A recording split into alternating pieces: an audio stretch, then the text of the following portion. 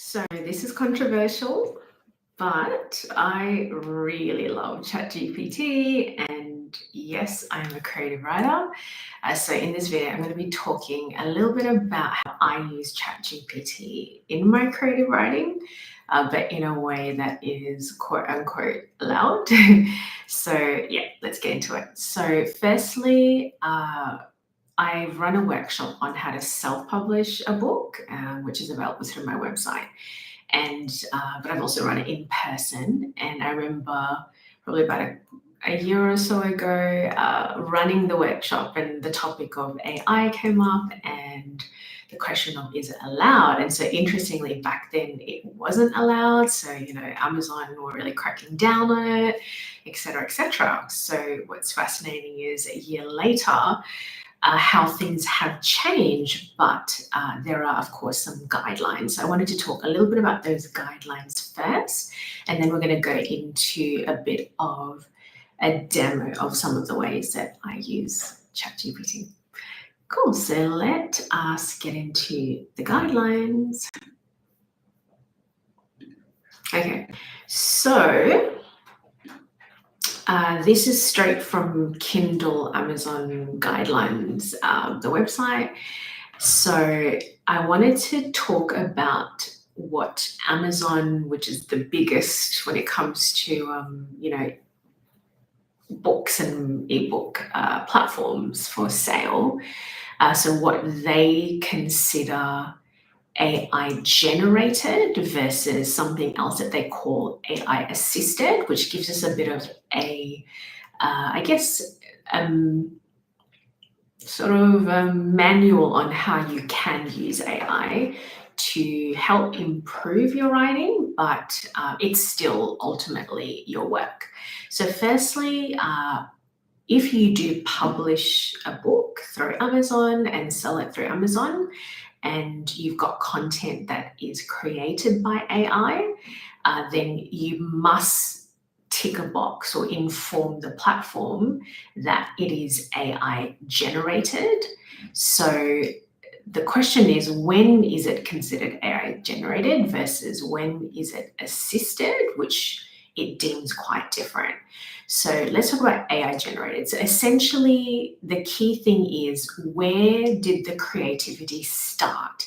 So if the creativity started with the AI tool, then that means it's considered AI generated.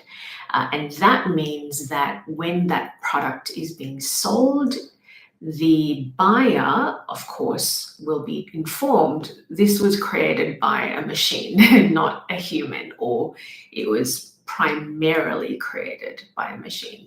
So it doesn't matter if there are substantial edits afterwards.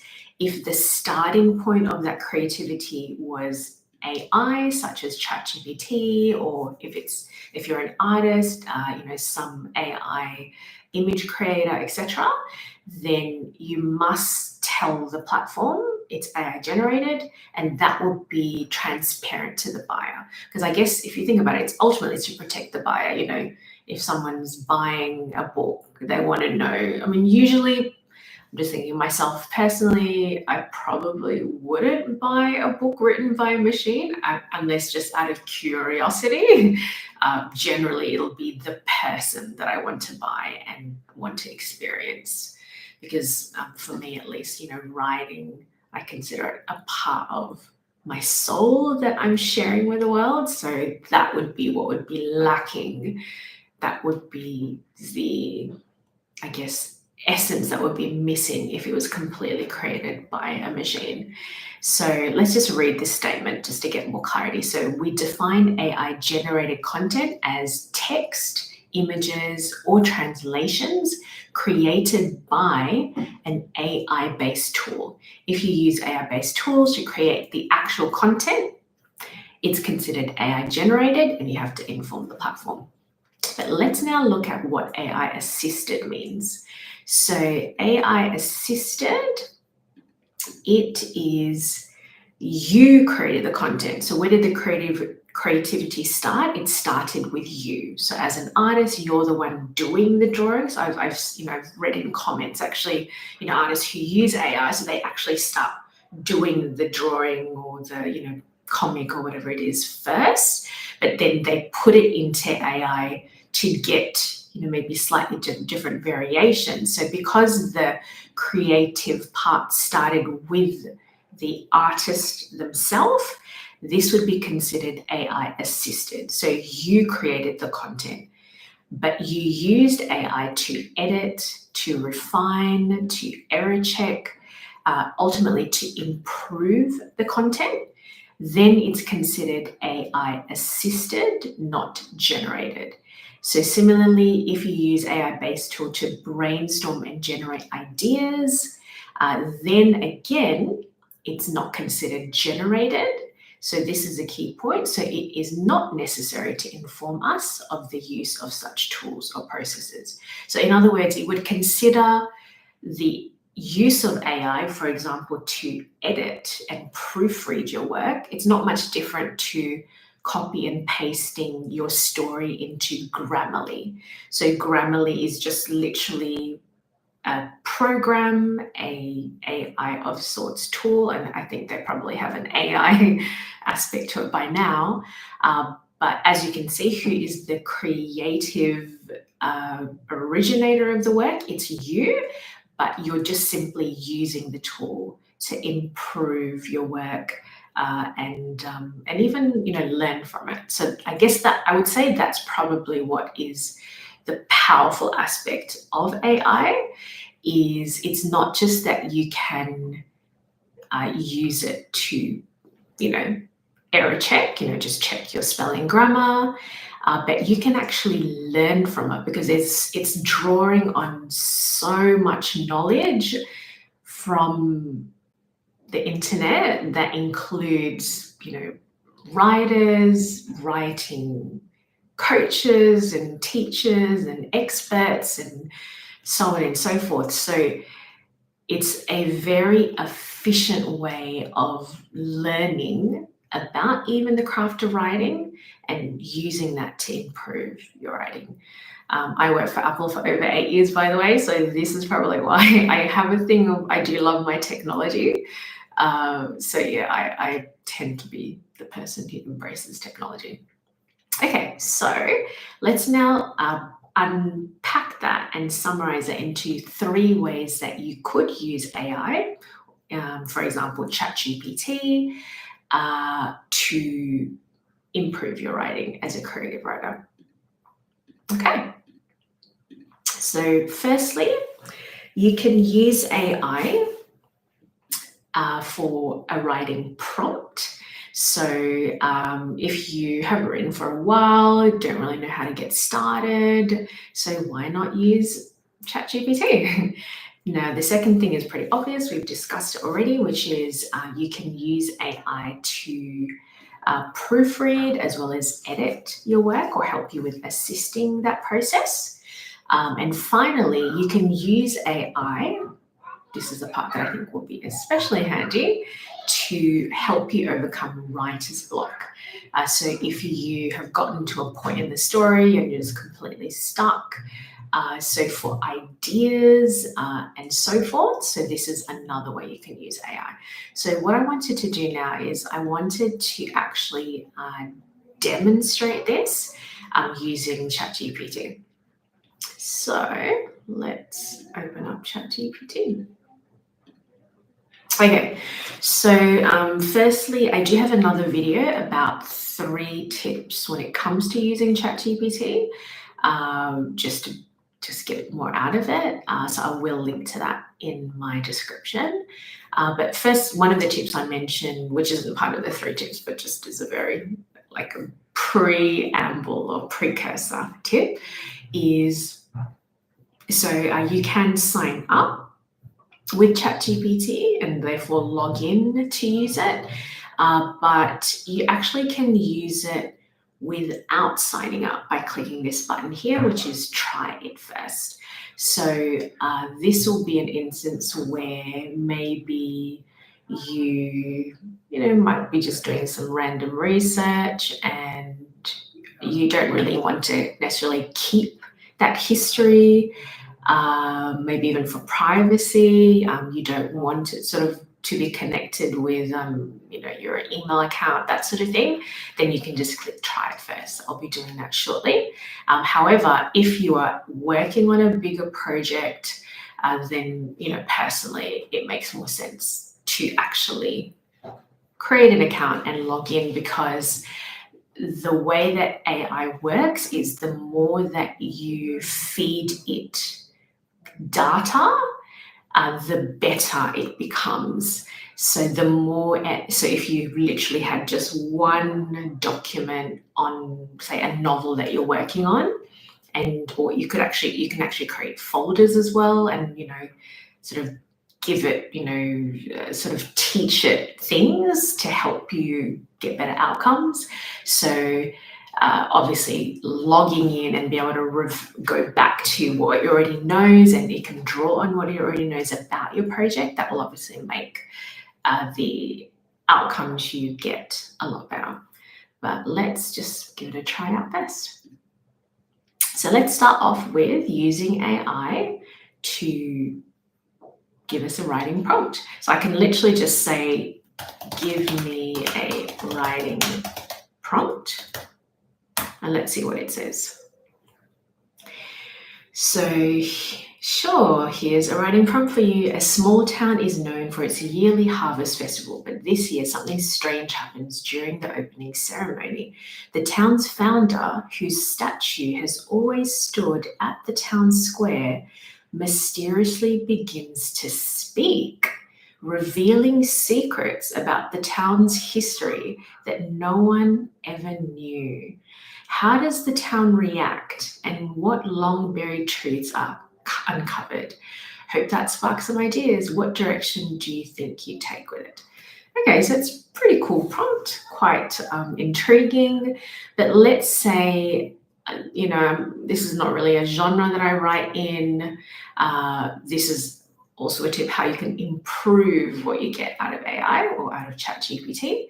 So I'm going to give it a little bit more context or boundaries when it comes to the prompt. So let's say I really love cats. So I'm just going to say, I'll just tell that I love cats.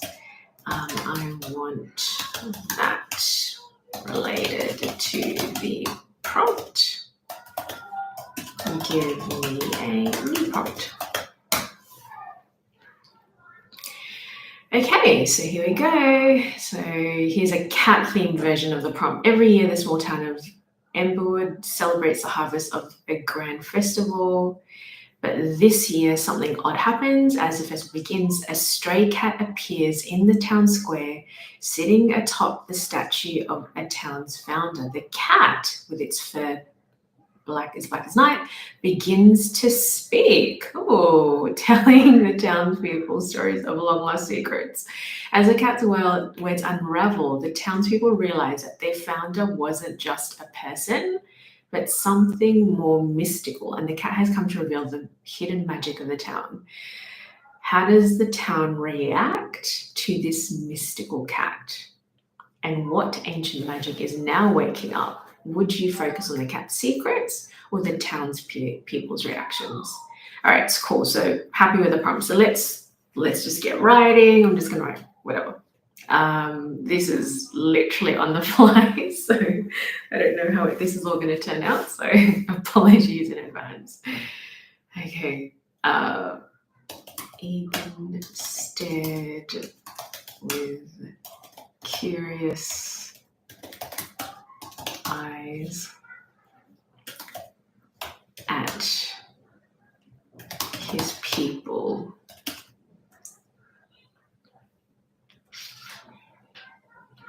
He awaited a moment of quiet before he began wailing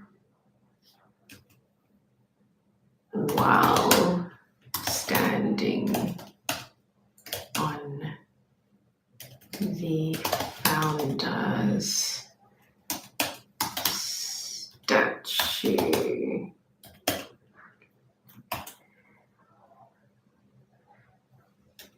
Once he was sure they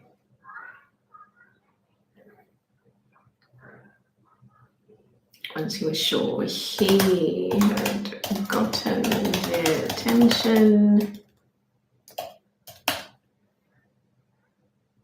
he began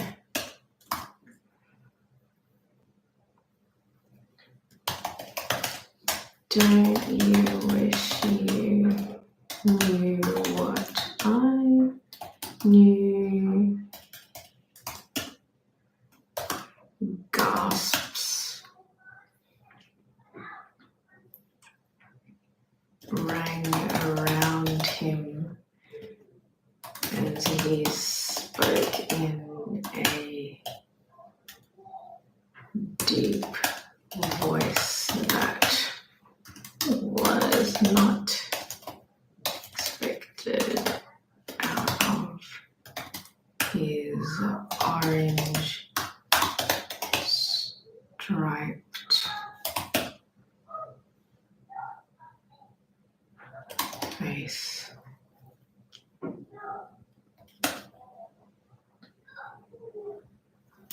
They always thought he was a dumb one because of his coat. Okay. All right, I'll stop there. So let's now use AI to improve this piece. We're starting with proofreading. So I made some corrections, but I purposely left some things, not corrected so we can see how it works. So, just before my piece, I'm going to give my instruction. Please proofread and edit this piece without changing any sort of style or tone. Okay, let's have a look.